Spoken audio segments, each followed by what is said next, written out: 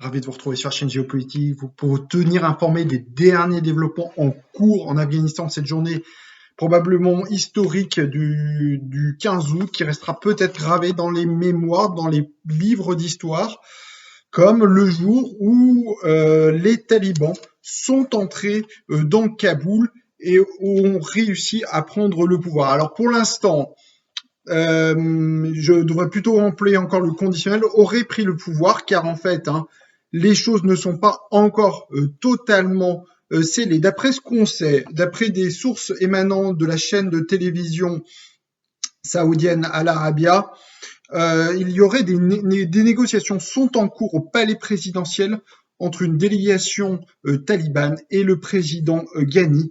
De quoi discute-t-il précisément? On ne sait pas. En tout cas, ce qu'on peut dire, c'est que d'après le porte-parole des talibans à Doha, M. Souhail Chadrin s'est exprimé et a affirmé que les talibans exigent le transfert pacifique du pouvoir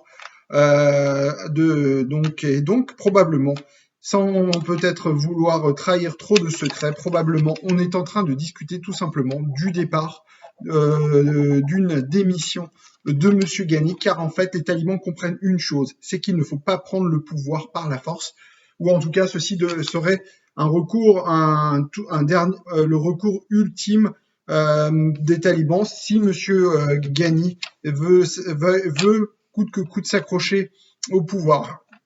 Mais pour l'instant, cette information n'est pas confirmée. Il s'agit simplement d'une information donnée par une source d'information qui n'est pas reprise par d'autres sites d'information. Donc restons prudents sur cette information qui en tout cas montre comment la situation est totalement floue et que peu d'informations émergent. En tout cas, ce qu'on peut dire, c'est que les talibans essayent de donner des gages de bonne volonté, si vous voulez, non seulement envers tous ceux qui craignent l'arrivée des talibans au pouvoir, mais envers également l'ensemble de la communauté internationale. Le porte-parole du groupe taliban, Souhail Chadrin, donc affirme que les droits des femmes et le droit à l'éducation sera donc préservé en cas d'arrivée au pouvoir des talibans. Et que évidemment les talibans ne s'attaqueront à aucune propriété et que c'est bien pour ça qu'en ce moment il affirme que les talibans ne sont pas dans Kaboul justement pour éviter un bain de sang. Ils restent postés aux alentours de la ville de Kaboul. Ils ont ordre, d'après lui, de ne pas entrer dans la ville pour que les choses se passent de façon la plus pacifique possible. Un peu d'ailleurs comme ce qui s'est passé dans les autres villes d'Afghanistan, où aucune résistance, aucun coup de feu, aucun goutte de sang n'a été versé pour les prises de ville. Tout se fait en fait dans la négociation. Les talibans ont totalement changé de stratégie par rapport aux années 90.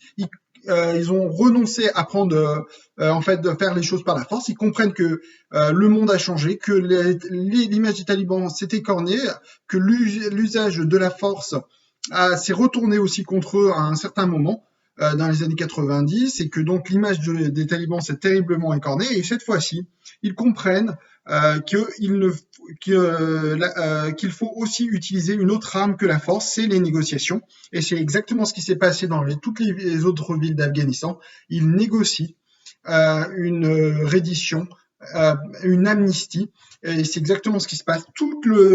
C'est bien pour ça qu'en fait l'avancée est si rapide et fulgurante de la part des talibans, c'est qu'ils négocient en fait avec les potentats locaux. Et il leur certifie une amnistie aux potentats et à tous leurs soldats. Et donc, c'est bien pour ça que tout le monde se rend, car ils comprennent qu'en réalité, il y a une amnistie, en fait, si vous voulez, au bout de tout ceci. Et donc, à quoi ceci sert de se battre et de perdre et d'être capturé, d'être blessé? Et donc, en réalité, aujourd'hui, la tactique de négociation et d'amnistie des talibans fonctionne à merveille. Va-t-elle marcher? Et désormais, le président Ghani va-t-il lui aussi accepter une amnistie et donc in fine de démissionner?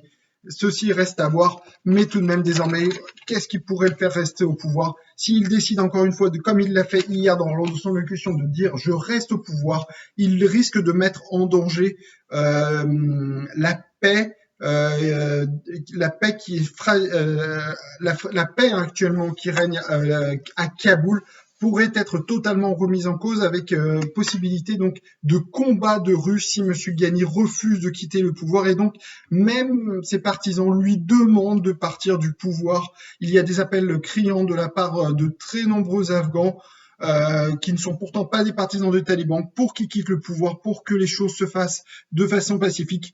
Les gens sont de plus en plus réalistes, ils comprennent que désormais l'appareil sécuritaire est en train de s'effondrer et que donc ils ne pourront pas faire le poids face aux talibans et que donc c'est donc la paix fragile qui règne sur l'Afghanistan qui risque donc d'être totalement remise en cause. Voilà ce qu'on peut dire à l'heure qu'il est, à la mi-journée en ce dimanche 15 août. En Afghanistan. On continue évidemment sur cette chaîne de continuer à suivre les derniers développements en Afghanistan.